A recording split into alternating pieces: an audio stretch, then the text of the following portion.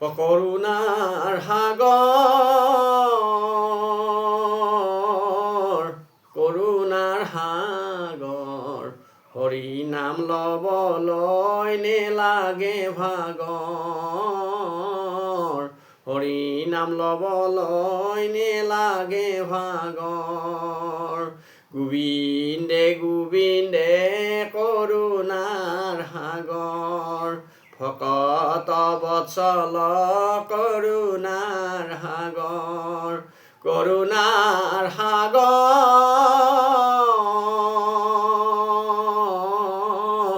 কৰুণাৰ সাগৰ হৰি নাম লবলৈ নেলাগে ভাগৰ হৰি নাম লবলৈ নেলাগে ভাগৰ।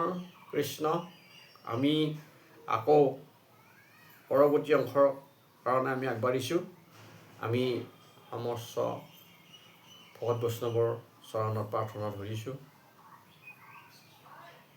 আমাৰ এই পাঠত বা অকণমান কিবা ভাঙনি কওঁতে যদি কিবা দোষাদোষ হৈছে, আপোনালোকে নিজে নিজৰ এজন ক্ষুদ্ৰ কিংকৰ বুলি আপোনালোকে ক্ষমা কৰিব আৰু আপোনালোকৰ কমেণ্টৰ যোগেৰে মোক আপোনালোকে কথাখিনি জনাব। মই ধন্য হ'ম। পাণ্ডৱ কৃষ্ণ।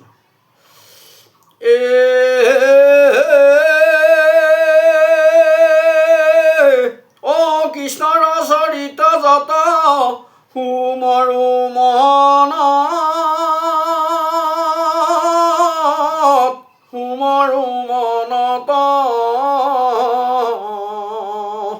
অনন্ত ৰাখি ভৈলা কালয় উপগত ৰাম ৰাম পৰিলা শৰীৰ কৰ্ম চিন্দিলা সকলে পাইলো পাৰি ঘটি তনু অভকতি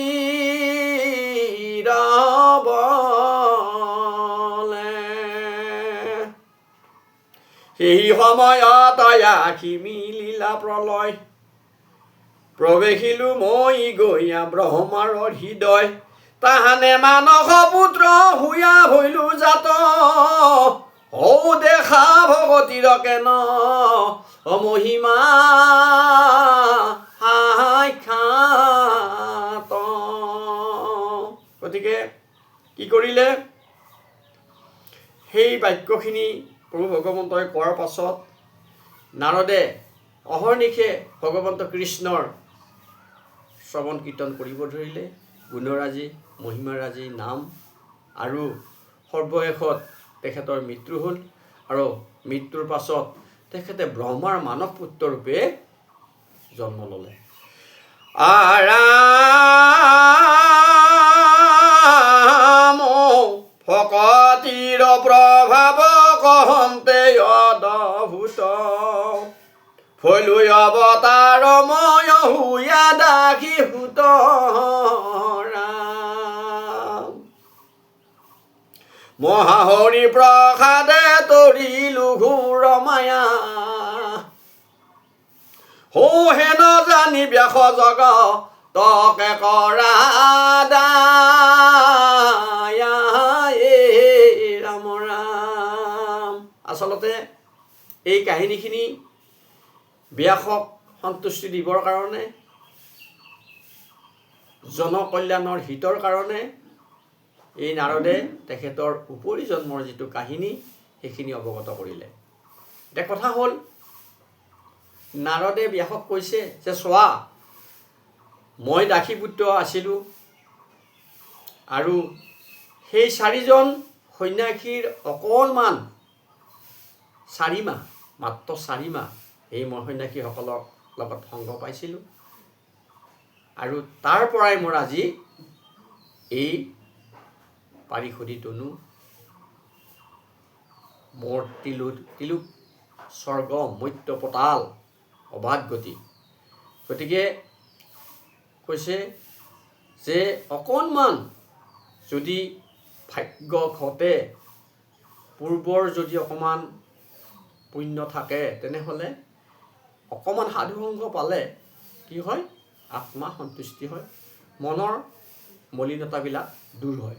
আৰু এই কাহিনীৰ যোগে আমাক কৈছে যে পাৰিলে প্ৰবন্ধ অৰ্থাৎ চেষ্টা কৰি আমি সাধুৰ সংগ ল'ব লাগে।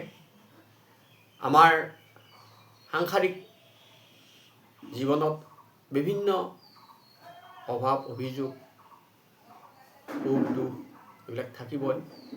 আমি তাৰ মাজত অকণমান সময় উলিয়াই চেষ্টা চলাই আমি সাধুৰ সংগৰ কাৰণে আমি অলপ প্ৰচেষ্টা চলাব লাগে। এই কথাখিনিকে কথাখিনি নাৰদৰ জৰিয়তে আমাক অৱগত কৰিছে।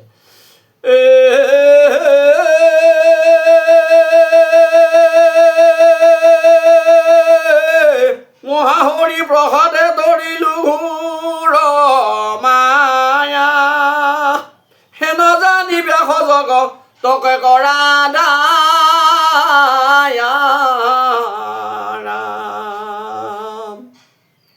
কৃষ্ণ গুণ নাম ধৰ্ম কৰি